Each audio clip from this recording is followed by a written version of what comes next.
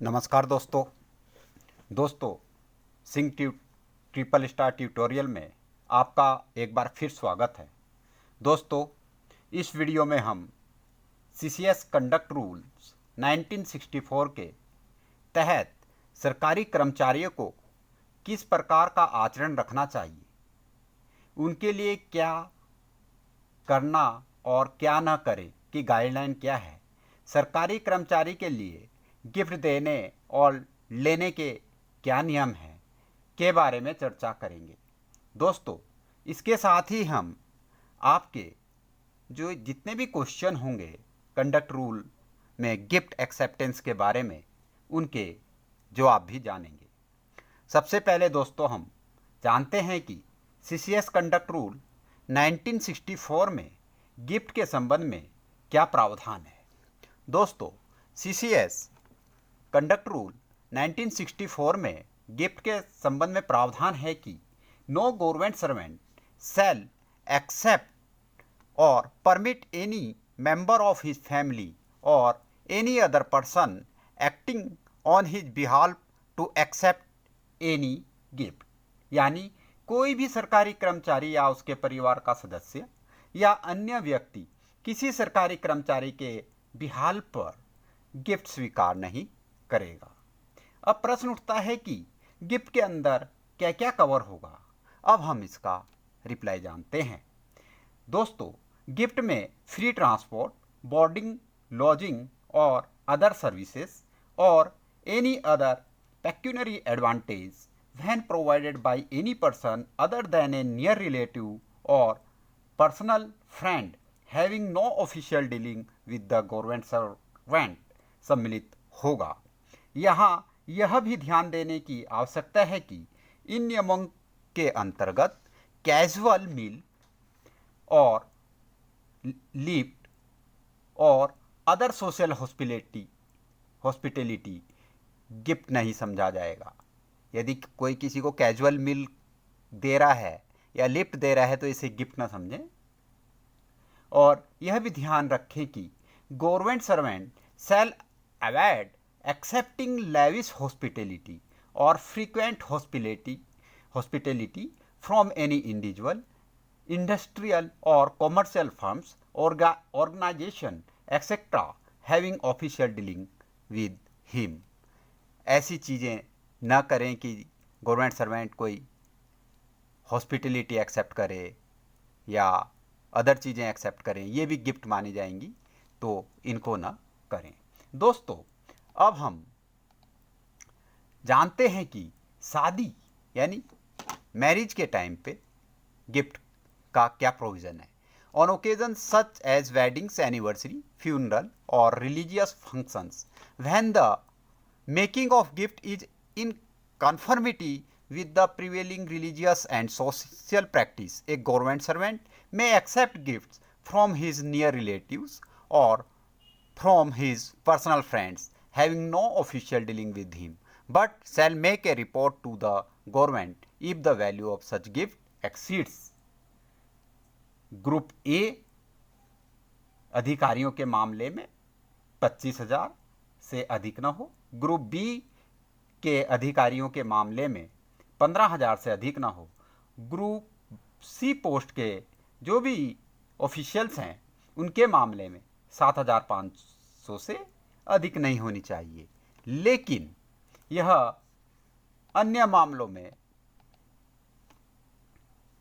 Group A व B post के officials के लिए 1,500 और ग्रुप सी व डी के ऑफिशियल्स के लिए 500 की वैल्यू से अधिक की राशि के गिफ्ट सरकार की अनुमति के बिना स्वीकार नहीं किए जाएंगे। यानी जो ये गिफ्ट हैं ये केवल वेडिंग्स, एनिवर्सरी, फ्यूनरल्स और रिलीजियस फंक्शंस के लिए तो आप इतने का कर सकते हैं, लेकिन अन्य मामलों में आप ग्रुप ए और बी 1,500 और ग्रुप सी व डी 500 से ज़्यादा का गिफ्ट नहीं लेंगे। अगर लेते हैं तो इसके लिए आपको अपने विभाग को सूचित करना होगा। दोस्तों, सरकारी कर्मचारी ऐसी फॉरेन फर्म्स जिसे भारत सरकार द्वारा कॉन्ट्रैक्ट दिया गया है या उसकी कोई ऑफिशियल डीलिंग है उससे गिफ्ट स्वीकार नहीं करेगा। दोस्तों, अब हम जानते हैं कि कंडक्ट रूल के संबंध में डॉवरी मतलब दहेज के संबंध में क्या प्रावधान है। No government servant shall give or take or abet the giving or taking of dowry. मतलब कोई भी सरकारी कर्मचारी ना तो दहेज लेगा या देगा या किसी को दहेज लेने या देने के लिए उकसाएगा या दुल्हन या दूल्हे के माता पिता से डायरेक्टली या इनडायरेक्टली दहेज की मांग करेगा। दहेज से अभिप्राय वह होगा जो कि डाउरी प्रोहिबिशन एक्ट 1961 में दिया गया है। दोस्तों, अब हम आपके गिफ्ट स्वीकार करने के संबंध में जो भी क्वेश्चन हैं उनके उत्तर जानेंगे। पहला है कि what is the maximum limit of gift to be received on occasion of wedding. Any gift received with a value of ₹50,000 in 1 year. एक साल में 50,000 से ज़्यादा की वैल्यू का गिफ्ट ना हो उसको आप स्वीकार कर सकते हैं। Is the gift received from relatives on the occasion of marriage is taxable. Gift received with a value of ₹50,000 in 1 year is not taxable. Any sum of money or kind received as a gift from relatives will not be taxable. No limit is specified for the number of gifts received by relatives. Hence, any amount received by relatives is not taxable. यानी ये taxable नहीं होगा। What are the gift under CCS conduct rule? क्या क्या होंगे gift जो CCS conduct rule है उसके अंतर्गत। गिफ्ट्स में free transport, boarding, lodging or other services or any other pecuniary advantage when provided by any person other than a near relative or personal friends having no official dealing with the government servant cover होंगे। Next है, can a father gift money to his married daughter. पिता married daughter के रिश्तेदार होंगे। अगर इसकी definition देखें हम तो उसके अकॉर्डिंग पिता रिलेटिव्स हुए।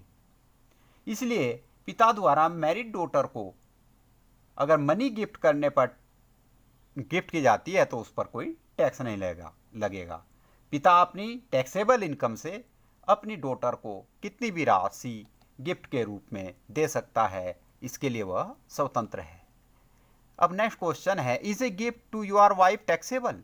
Yes, all kinds of gifts including cash, gold, real estate, paintings or any other valuable item are taxable. However, if the cash amount or value of the gift in kind is less than ₹50,000 then the same would not be taxable. Next question is, which of the gift are prohibited? या कौन कौन से gift की मनाही है। The following gifts are never appropriate and should never be given or accepted. न तो इन्हें दिया जाए और न ही एक्सेप्ट किया जाए। सरकारी कर्मचारी यह ध्यान रखें कि इन गिफ्टों को कमी दें। Gift of cash or gold or other precious metals, gems or stones, ये न तो दें और न लें। Gift that are prohibited under applicable law, अगर कोई नियम है, नियमों के तहत बंधित है तो ऐसे गिफ्ट नहीं देने हैं। Gift in the nature of a bribe, किसी को रिश्वत नहीं देनी है। पे ऑफ, किकबैक और फैसिलिटेशन पेमेंट, ये गिफ्ट के रूप में ना दें, यह इनकी मनाही है। नेक्स्ट क्वेश्चन है, under which section of income tax of India gifts are is exempted? Section 56(2)(x of the Income Tax Act covers gifts received by individuals, specifying threshold and taxable amount. Exemptions to gifts tax exist for specific categories of recipient donors. Next question है, can I give 10 lakhs to my son? A father can give any amount of gift to his son. कितना भी दे सकता है वो without any tax implications for both, दोनों की tax implication इसमें नहीं होंगी, कितना भी दे सकते हैं। यह ध्यान रखें कि as per the present provisions of tax law in case a person accepts any gift band ₹2 lakhs in cash, cash में 2 लाख से ज़्यादा तो ले ही नहीं सकते आप, he may become liable to a penalty equal to the amount of gift accepted in cash. इसलिए अगर 2 लाख से ऊपर का आप कैश में गिफ्ट लेते हैं तो उतनी ही आपको पेनल्टी देनी पड़ेगी। इसलिए ध्यान रखें कि गैस में 2 लाख से ऊपर का गिफ्ट न लें। What is the limit of gift money to parents, parents को गिफ्ट मनी करने की कितनी लिमिट है अगर सन से बच्चे चाहें। Tax payers can transfer their surplus to their parents under a gift deed and invest money in their name, उनके नाम से कर सकते हैं। In the case of senior citizens the tax exemption limit is ₹3 lakhs, whereas super senior citizens who are 80 years of age and above get tax free income up to ₹5 lakhs. Okay. अब next question है, can I give 10 lakh to my mother? Yes, gift given to a relatives as defined in the income tax act is not taxable, there is no upper limit as to how much amount is non-taxable. So even if you want to gift your mother more than ₹10 lakh, it will not be taxed in her hands. उस पे कोई tax लगने की संभावना नहीं है। Is gift from family taxable? Income tax is not applicable to gift received from relatives. Meaning आपको इसमें provided in this articles पहले हमने बता दिए। Friends do not fall under the definition of relatives as per Income Tax Act. Thus, gift received from friends will be charged to tax if it exceeds the threshold limit of ₹50,000.